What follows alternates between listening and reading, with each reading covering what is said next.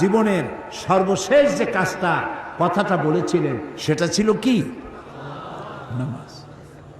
ইন্তেকালের 5 দিন আগে প্রচন্ড জ্বর হলো, মাথায় যন্ত্রণা হলো, বারবার বেহুশ হয়ে পড়েন।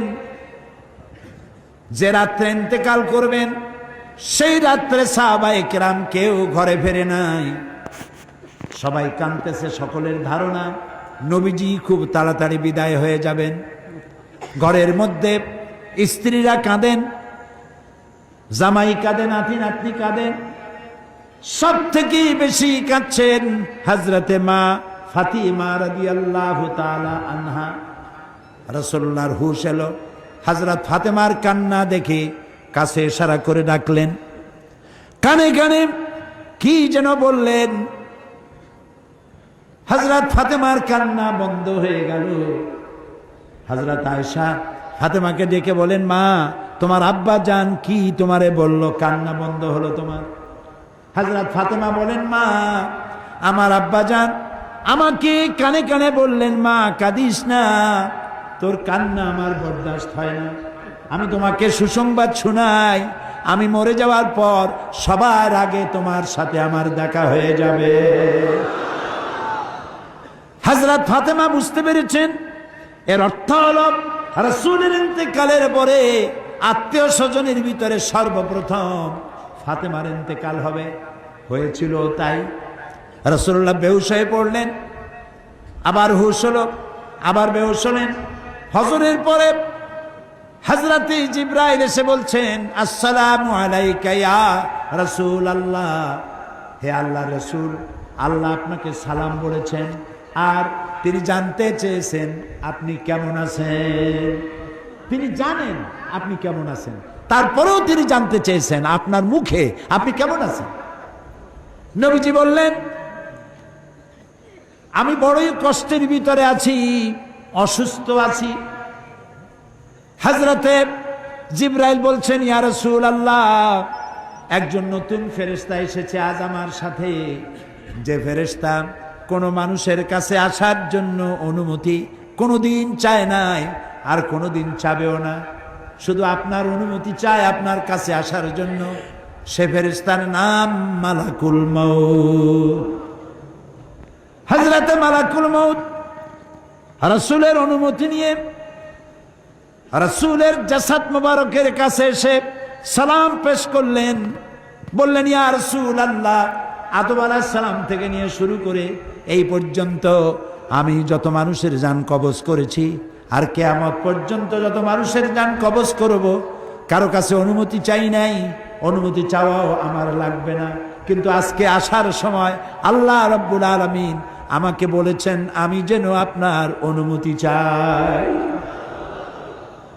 রাসূলুল্লাহ বললেন, মালাকুল মউত, আমি যদি তোমাকে অনুমতি না দেই? হযরতে মালাকুল মউত বলেন, ইয়া রাসূলুল্লাহ, আল্লাহ তাআলা বলেছেন অনুমতি যদি না পাও ফিরে এসো। আল্লাহু আকবার, আল্লাহু আকবার। হযরতে জিবরাইল বলেন, ইয়া রাসূলুল্লাহ, আল্লাহ রাব্বুল আলামিন আপনার সঙ্গে দিদারের ইন্তজার করতেছেন। নবী বললেন, মালাকুল মউত, তুমি তোমার কাজ শুরু করতে পারো। মালাকুল মউত যখন জান কবজ করতে যাবে, রাসূলুল্লাহ বললেন, আয়েশা একটু কাছে আসো। ওই যে সোনা ছিল কয়েক টুকরা, সোনাগুলোর খবর কি? 6 টুকরা, ছোট্ট ছোট্ট 6টা টুকরা সোনা ছিল, সোনাগুলো কই? হযরত আয়েশা বলেন, আমি তার যত্ন করে রেখেছি।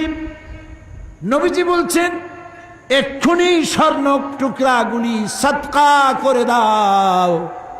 আমি মুহাম্মদ সাল্লাল্লাহু আলাইহি সাল্লাম আল্লাহর দরবারে এই অবস্থায় উপনীত হতে চাই না যে মুহাম্মদের ঘরের ভিতরে সোনা আছে। হযরত ওমর রাদিয়াল্লাহু তাআলা আনহু রাসূলের সঙ্গে দেখা করতে গেছিলেন একদিন। ঘরে মা আয়েশা ছিলেন না। হযরত ওমর সালাম দিয়ে ঘরের মধ্যে ঢুকে দাঁড়ায় দাঁড়ায় কাঁদতেছেন, বাচ্চা শিশুর মতো ডুকরে ডুকরে কাঁদছে। রাসূলুল্লাহ জিজ্ঞেস করছেন, ওমর কাঁদো কেন? হযরত ওমর বলছেন, আমি বিশ্বনবীর ঘর দেখতেছি, ছোট্ট একটা ঘর, এক কোনায় একটা সরাহি পানি রাখার পাত্র কাইতে হয়ে পড়ে আছে, একটা গ্লাস কাইতে হয়ে পড়ে আছে, আর এক কোনায় 1 কেজি কি আধা কেজি জব পড়ে আছে, আর রাসূল শুয়ে আছেন দড়ি দিয়া বুনানো একটা খাটিয়ার উপরে, চাদর নাই, বালিশ নাই, হাত মোবারক মাথার তলে দিয়ে শুয়ে আছে, পিঠ মোবারকে দড়ির দাগ কেটে আছে। হযরত ওমর বলছেন, ইয়া রাসূলুল্লাহ, আমি তো বরদাস্ত করতে পারছি না, বিশ্বনবী তার পিঠে দড়ির দাগ, পানির পাত্র কাইট হয়ে পড়ে আছে, খাট নাই, বালিশ নাই, আপনি আমাকে অনুমতি দেন, আমি আপনার জন্য একটা তোষক বানাই নিয়ে আসি।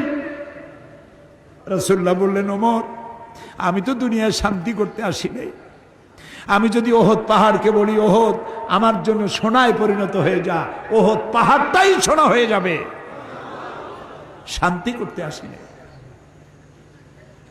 নবীজি বললেন, আয়েশারে সোনাগুলি বিতরণ করে দাও, সাদকা করে দাও। মালাকুল মউতকে বললেন, তুমি তোমার কাম সারো। জান কবর শুরু হয়ে গেল। নবীজি জীবনের শেষ কথা মুখ থেকে উচ্চারিত হলো, আসসালাত আসসালাত ওয়া মা মালাকাত আইমানুকুম, ও আমার উম্মতেরা, নামাজ নামাজ। ইন্তেকালের সময় মেয়ের কথা বললেন না, নাতির কথা বললেন না, জামাইয়ের কথা বললেন না, উম্মতকে স্মরণ করালেন, ও আমার উম্মতেরা, নামাজ ছেড়ে দিও না, আর তোমার অধীনস্থ ব্যক্তিদেরকে জ্বালা যন্ত্রণা দিও না, চাকর বাকরের জ্বালা যন্ত্রণা দিও না, গরিব মানুষের দিকে লক্ষ্য রেখো, আর আমি চিরজনমের মতো তোমাদের থেকে বিদায় নিয়ে গেলাম, নামাজ ছেড়ে দিও না। কিয়ামতের দিন ওই রাসূল যদি আমাদেরকে উম্মত বলে পরিচয় না দেন, জান্নাতে যাওয়ার উপায় নাই।